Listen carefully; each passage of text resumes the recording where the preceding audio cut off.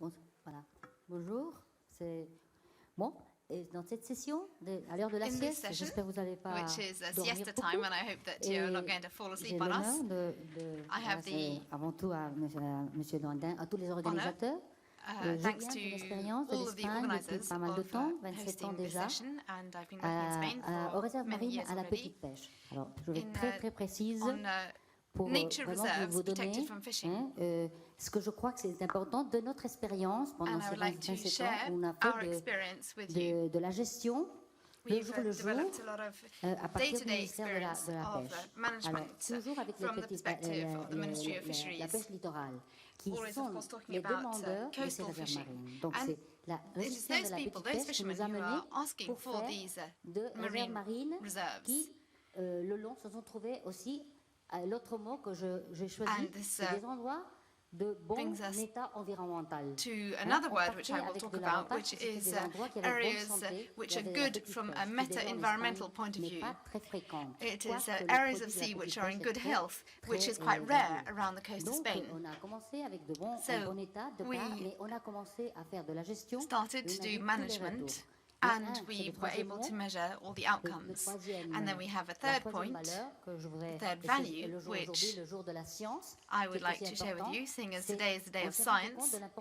We realized the importance of science not only for the management of the fish stocks, which was of course our aim and remains so, but within our objectives of research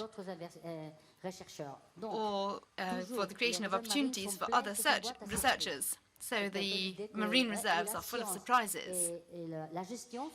And so science and management should walk hand in hand, and of course together with the stakeholders. And of course behind that we have tourism. It's a long story, but I'm sure we'll be able to come back to it later. For starting this, Silvia. I will be speaking both in French and English in this, and Philippe Bouchet has graciously said that he will speak English, so that's also, for those of you who are English speakers, perhaps a relief. What I wanted to start with to say is, in this session we were really trying to see what are the knowledge questions that we need to address in terms of marine protected area management. And we're taking it from two different directions. Philippe Bouchet from the Natural History Museum in Paris has a long history of collecting and actually discovering a vast quantity of species around the world.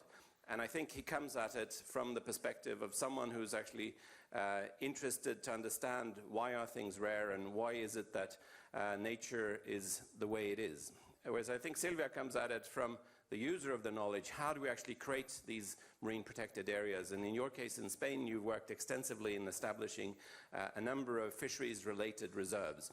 And there it's much more a question of how do we use the knowledge we already have, and do we have enough knowledge, and what is the type of knowledge we're lacking? So those are quite different perspectives. So we're hoping to get a bit of exchange and perhaps a bit of controversy around these topics as well. So Philippe, do you want to kick off with a few of your observations? Yes. Actually, I do not think that I produce science and knowledge for management. I am a researcher, and I believe that what I produce is more awareness upstream of the knowledge for management. Let me explain. So my keywords were exploration and discovery. We live in a world that is saturated with bad news about the environment. Acidification, coral bleaching, overfishing, pollution, oil spills, and name it. And yet, in this gloom and doom world, well, comes the news that, no, we have not finished the exploration of the planet. We are still discovering, we still discover new species of fish. We still discover new starfish. We still discover new worms, new crustaceans, etc. We currently know about 230,000 species in the ocean. And we increment these at the incredible rate of 1,800 every year. We discover and name another 1,800 new species on the planet, marine species, every year. So, and some of them are quite large, right? I mean, you discover... well, some are quite spectacular. Species of the size of the megamouth shark that well, is already 20 years old. So, yeah, but new species of fish. I mean, there are between 150 and 200 new species of marine fish discovered every year.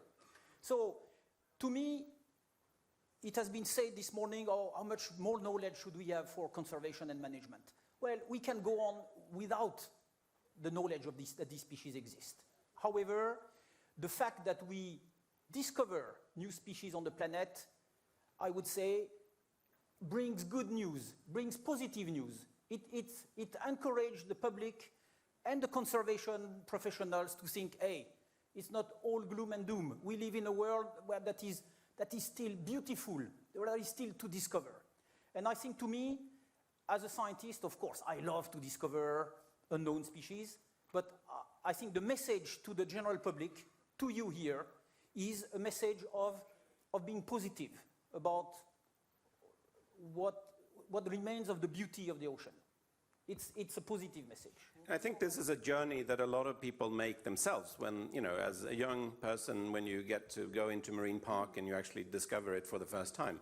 I think we all use that as our baseline for how we measure the rest of the experiences we have in the ocean. But Silvia, you also have a perspective on this. Yes, well, je dirais quand même c'est le public général et ici on a des What I would say is that the general public, and here we have people who have very good knowledge of the sea, it is a spin effect. And after 27 years of management, I know where we have important lacks, and that is, for example, in awareness, where we don't do enough. And what do managers or politicians want now? Well, we need policies which come from the bottom up, not from the top down. And of course, we need to make the most of modern communication means like the internet, for example. Science, which of course is always very sexy, and scientists therefore need to make the most of this. We need resources. We must prove that it's impossible to say no to reserves. You're basically trying to cover up the fact that you're doing poor management through discovering some new sexy species. Is that something that you see as a problem? No, I don't see that as a problem, indeed. So this was, so to say, the warm side of the medal, being positive about exploration and discovery. The cold side of the medal is that we are finding that, in fact, most species are naturally rare in the ecosystems. And it's a general property of biodiversity that you study insects in the canopy of tropical rainforest, or you study invertebrates in coral reefs or invertebrates in the abyssal plain. Most species are naturally rare in the ecosystem. So they are rare at the time scale of your observation, which is, well, a deep sea cruise, an expedition on a coral reef somewhere. They may be rare at the scale of observation of your lifetime. Are they always rare in the functioning of the ecosystem? Is there 1 or 2 years in the century where, well, these species become keystone species in the functioning of the ecosystem? We do not know.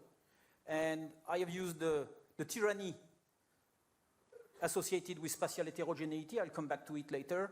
I could have used it with the tyranny of rare species. Most of the species on the planet are constituted of small and rare species. And I do understand that we must find approaches with whatever, I mean, keystone species, architect species, flagship species, etc. Yes, they are catchy terms, they are useful to convey messages, yet we have this fundamental property of biodiversity that most species are naturally rare and small.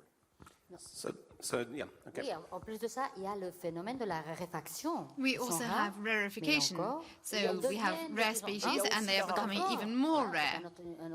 And that is another factor. So as a biologist, does this mean we should just lie down and cry and sort of give up on it? I mean, is this the conclusion you do? To me, this is part of the beauty of the biodiversity. I mean, we have this world of fascinating species that, well, I mean, I am a researcher. I do this job because, like many of us here, I believe, well, I was fascinated on the shore when I was a kid. I like to understand what species eat, how they reproduce, what, etc., etc. And, well, this world of small and rare species is part of the beauty that I like to discover. C'est très intéressant parce que je pense que les It's very interesting because I think that the managers should take more of an interest in vigilance. Lately, we have had expensive, which has been reduced, and it's not so much science which we employed, which is a great shame. And instead, we put funding into surveillance. And as an ecologist, I think this is really not great at all. We could see this as black boxes when we do surveillance. Things continue to happen in the water, so we have very friendly scientists who must come and help us, even if we don't have enough budget to be able to pay them. Nevertheless, we must take the first step. Science comes to help us a lot, and we mustn't just look at screens. Wait, so just to say then, and as I see it, enhancing our knowledge is obviously something that's desirable and exciting, and I think reverberates a lot with your broader public. However, you have to then ask yourself, how much science do you need in, particularly, we have a lot of economic crisis here in the Mediterranean. What is a reasonable level of science as part of your management? And do you dare to say a figure?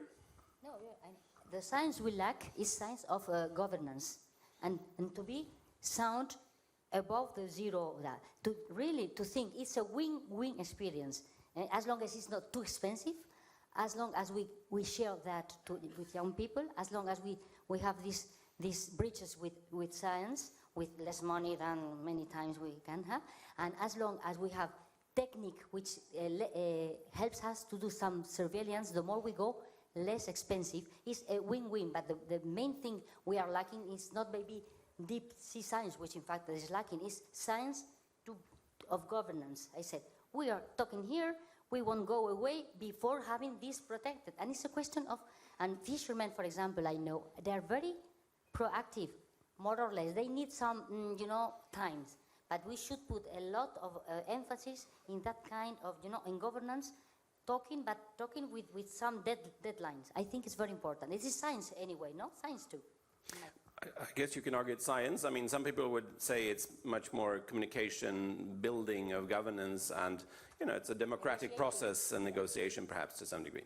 So, thinking more broadly in terms of how we manage species within a protected area. I mean, we have a number of cases where, there's a species that you're identifying in a particular protected area, and often there's a degree of pride associated with this. But then you have to ask yourself, is that really going to be reflective of the health of the ecosystem, or is it just because we're successful in a very narrow sense of protection? And how would you see the balance there between protecting the system versus the iconic species? Well, another whistle that my research has blown, I've conducted detailed inventories at 3 sites in New Caledonia. So New Caledonia, Southwest Pacific, I mean, it's a pinhead at the surface of the planet. I mean, it's small. So 3 sites, you would believe, I believed intuitively before I started, okay, I have 3 sites, each of them 20 to 30,000 hectares. Each of them has a little of everything in terms of habitat types. It has seagrass, it has front reef, it has mangrove, it has mineral sand, it has bioclastic sands, etc., etc.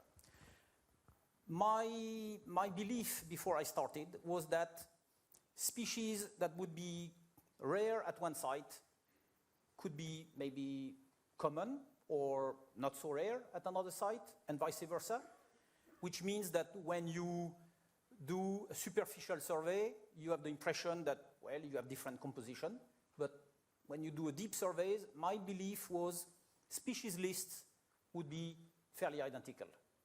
And actually, this is the act of faith that we all do when we design a marine protected area. So we design it with boundaries that enhance, that maximize habitat heterogeneity, and in the act of faith that it is representative of a broader region. Well, within 150 kilometers between my sites, I had only an overlap of 18%. 18% only of the total species occurred at all 3 sites. 52% of the total species occurred at 1 site only.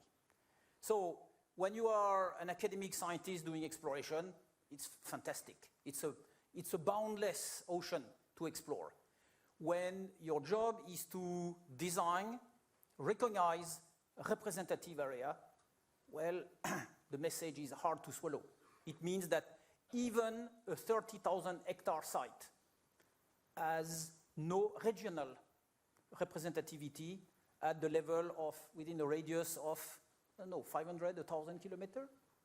So this is rather frightening, I would say. I mean, this is in some ways a shocking way of looking at it, because it means this whole idea of representative systems in the tropics is in some ways a bit of a lost cause. I mean, it indicates in some direction that, you know, we'll just have to see whatever we can protect. We'll have some small islands of endemism left, but then we'll just give up on large other parts of it. And given the rate of destruction we're seeing right now, we are likely to lose a lot. Now, having said this, in the temperate or Arctic water and so on, I don't think you have the same situation. So you can argue in other parts of the ocean, it's not necessarily representative in the same way.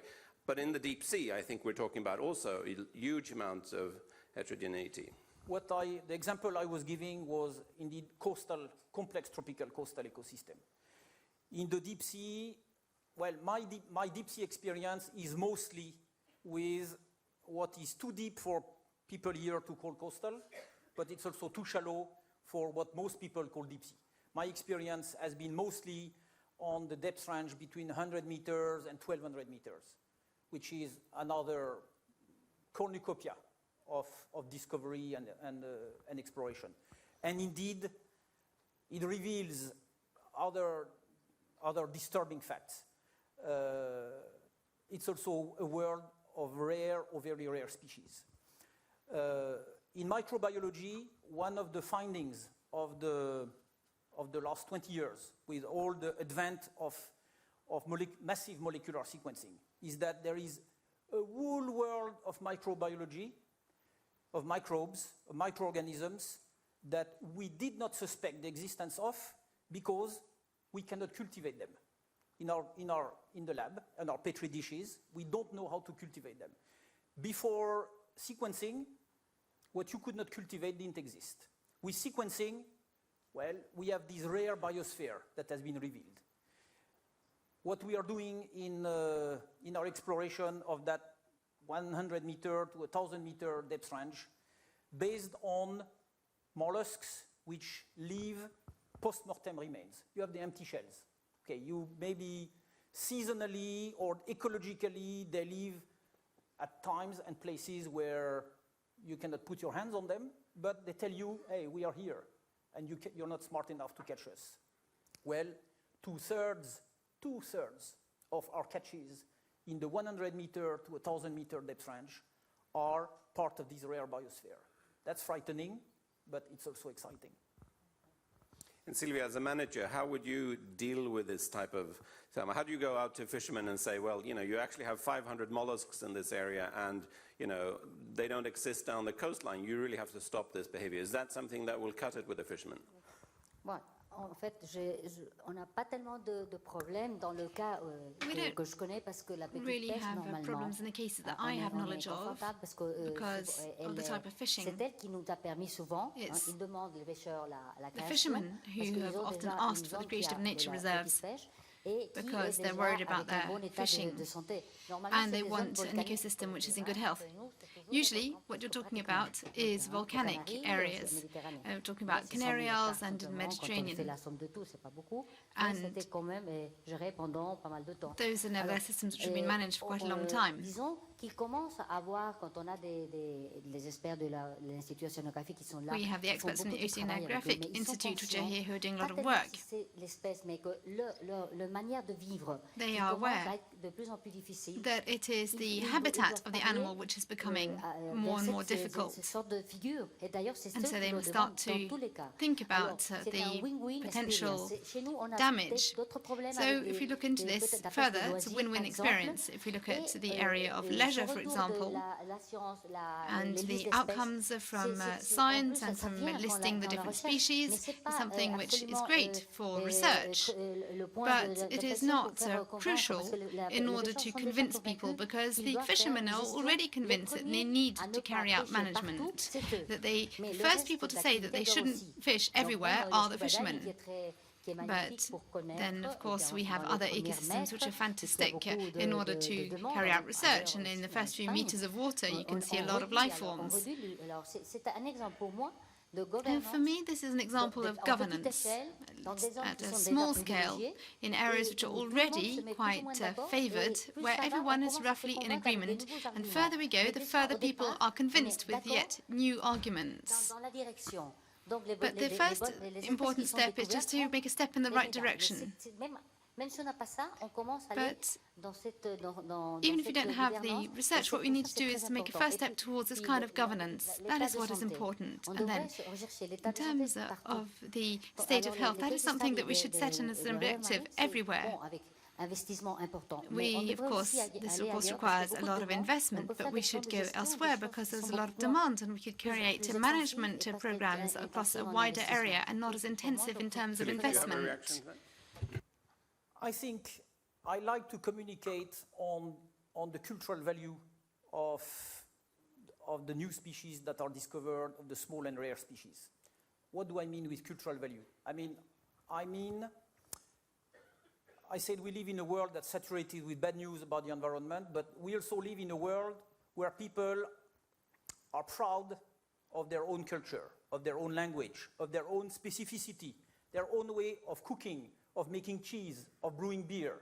We brew it this way here, 50 kilometers away it's different. And in a world that's being globalized, this matters for people.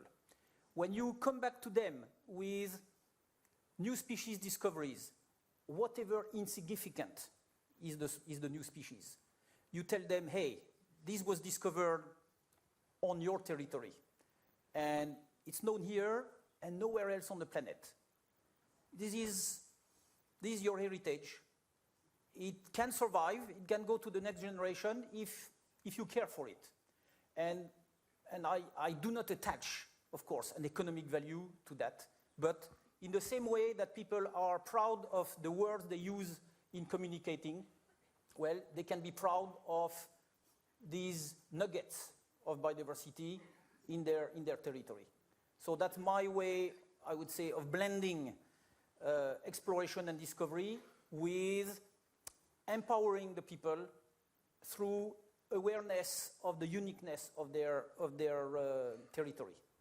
And in fact, we'll find that we have more and more uniqueness in many places, and it's perhaps then a way of understanding or packaging or describing that to a broader public so it becomes meaningful or special in a way. And this is the positive side of the tyranny of spatial heterogeneity. This is, in fact, let's put it positive, there is spatial heterogeneity and you live in a place that is, in fact, unique. So I wanted to have another question, and that's the issue of basic science versus monitoring.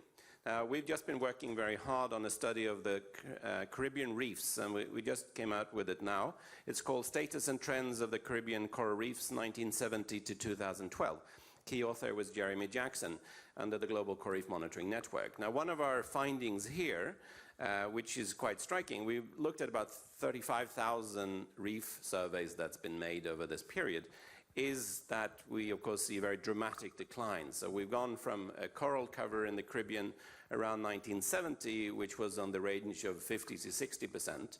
Today, we're around maybe 12, down to 8, and in some places down to only 1% or so, where you basically have functionally lost the reef.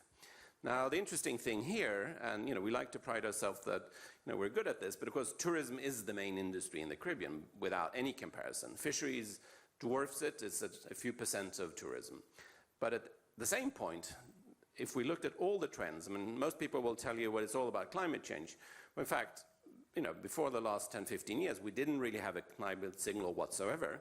We've had a storm signal. I mean, there are big hurricanes getting in, but we didn't really see it such strong. What we did see, however, was a fishery signal that was very strong. And the key determining factor was whether or not people were fishing the herbivores. So in the reefs that were using a lot of fish traps, the herbivore population crashed. And in many cases, we're talking about parrotfish.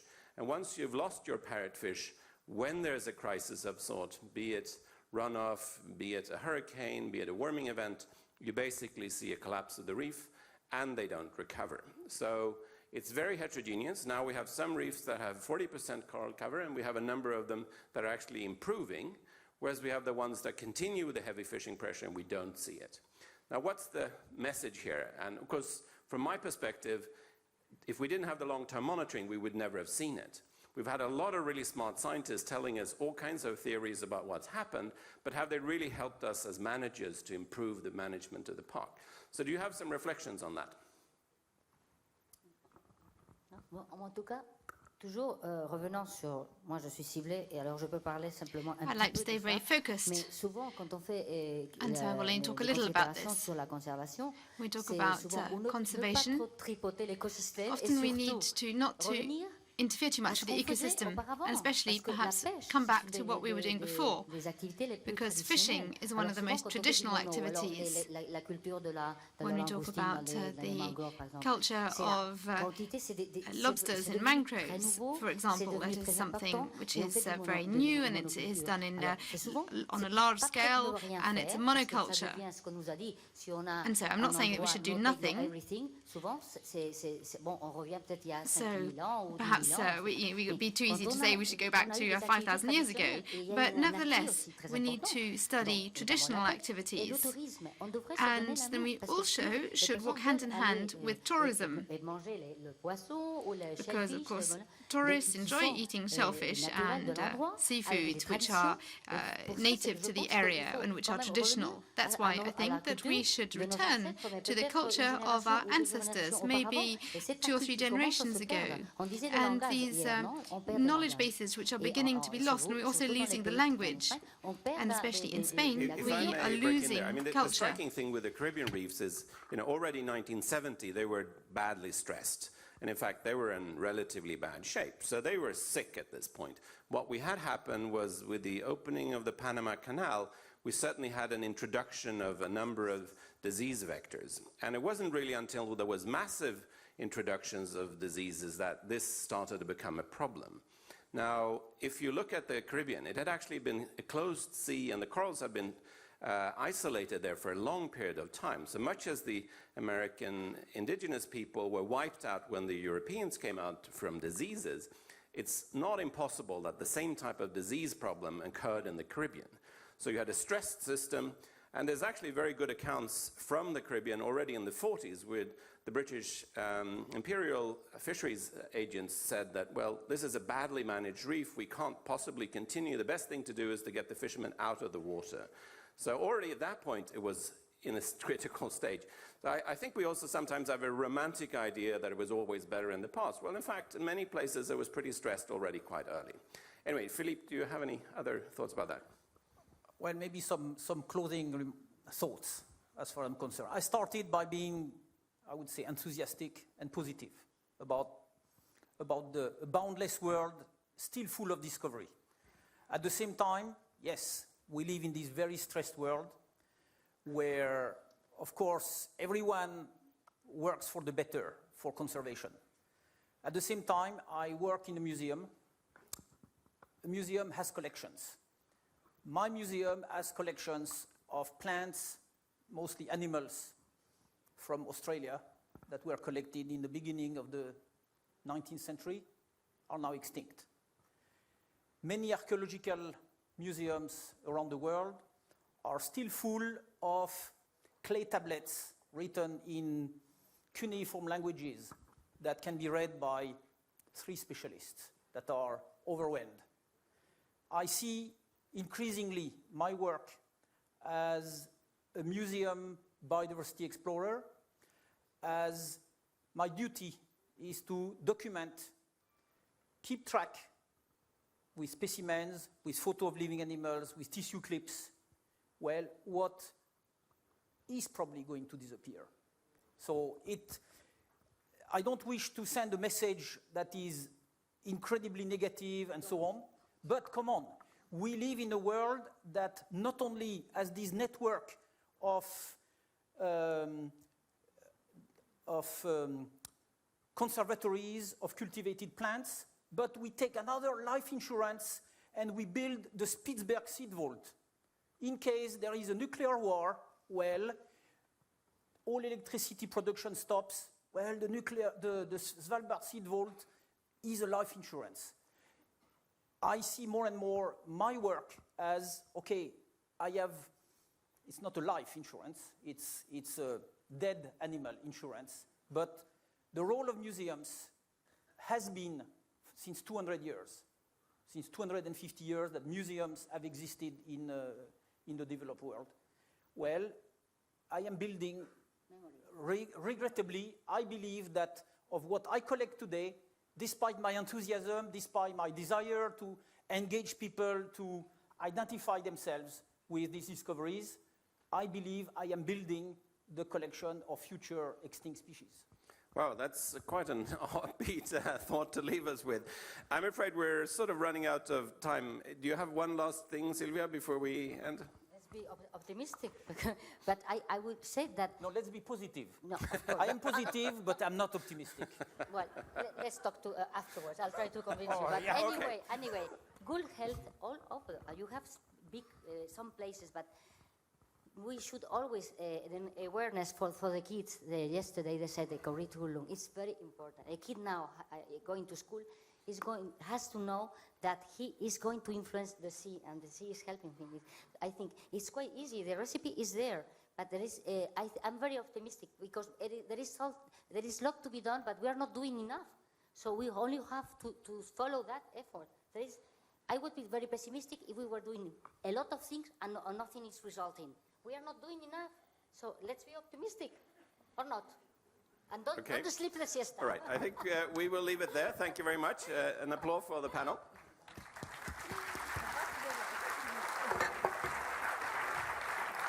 So before I leave you, I had one or two small housekeeping matters. The first one, at the same time now as the workshops, there will also be a screening of the MPA agency's movies. And they will be starting now at 3:15 in the screening room. I think they're covering a number of the works that have been done by the agency. I also wanted to do a small push for this evening at 6:15 in this room. We will have the launch of the Hope Spots, which is something that Sylvia Earle and WCPA will be talking about. And for those of you who don't believe in hope, there's also the ICRI event, the Coral Reef event, where we're going to talk about the International Coral Reef Initiative. And that, I think, will cover some of the other discussions we have here today. So thank you very much, and have a nice afternoon. So I've made a lot of friends with that last statement. I believe in hope, but in case it fails... You're a wise man. Science always. Think of everything. Scientists think of everything.